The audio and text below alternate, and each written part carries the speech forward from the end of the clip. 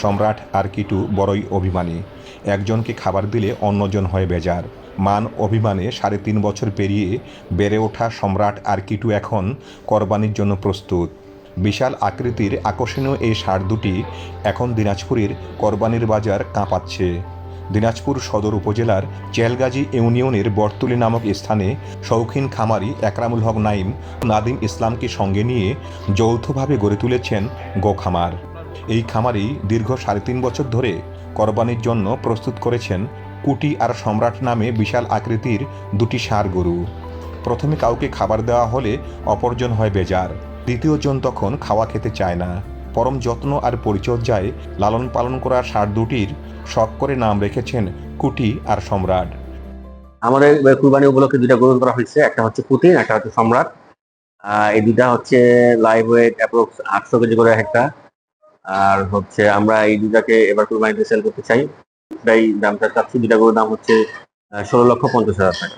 এই গরুগুলা আমার ঘরেরই বাচ্চা। এগুলার বয়স হচ্ছে, একটার বয়স হচ্ছে 3.5 বছর একটু বেশি, আর একটা বয়স হচ্ছে এই 3 বছর 3 মাস।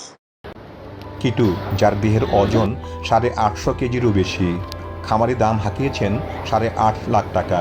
আর 6 মাসের ছোট সম্রাট, যার ওজন প্রায় 800 কেজি, যার দাম হাঁকানো হয়েছে 8 লাখ টাকা। ক্রেতারা বড় গরু কিটুর দাম 6 লাখ টাকা বললেও খামারি একরামুল হক নাইম এখনও হাতছাড়া করেনি গরুটি। খামারের গরুর খাদ্য মূল্যের যে দাম, যে হিসাবে প্রচুর দাম বাড়ে গেছে আগে থেকে অনেক, এইভাবে গরু পোষা তো আমাদের পক্ষে একটু কঠিন হয়ে যাচ্ছে। আমাদের সরকারের কাছে আবেদন যে খাদ্য দ্রব্যের দাম একটু কমানোর। আর বিভিন্ন বাজারে হাটে ইন্ডিয়ান গরু, বাইরের গরুগুলো দেখা যাচ্ছে, এগুলো আসলে তো আমাদের বিপদের সম্মুখীন হইতে হবে।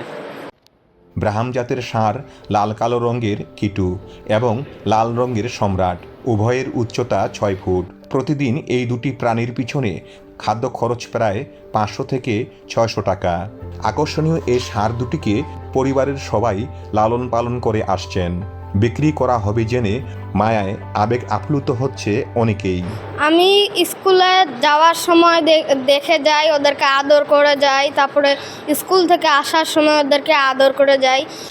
স্কুলের ড্রেস এক্সচেঞ্জ করে আসে, আমি ওদেরকে খাবার দিই।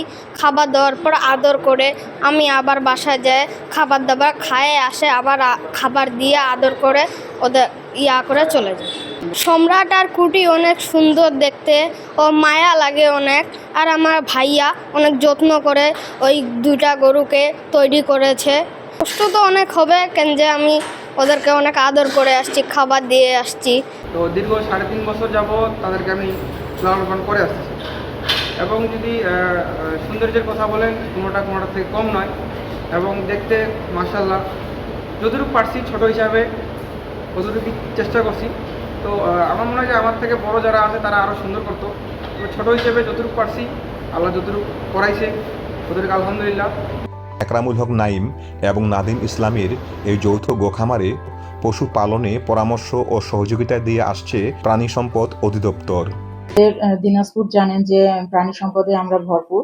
কোনো প্রকার কেমিক্যাল, ক্ষতিকর রাসায়নিক পদার্থ বা কোনো স্টেরয়েড হরমোন বা গ্রোথ হরমোন ছাড়াই তারা লালন পালন করতেছে, এবং আমরা তাদেরকে সৎ পরামর্শ দিচ্ছি এবং যথাযথভাবে হৃষ্টপুষ্টকরণের প্রতি উদ্বুদ্ধকরণ করতেছি।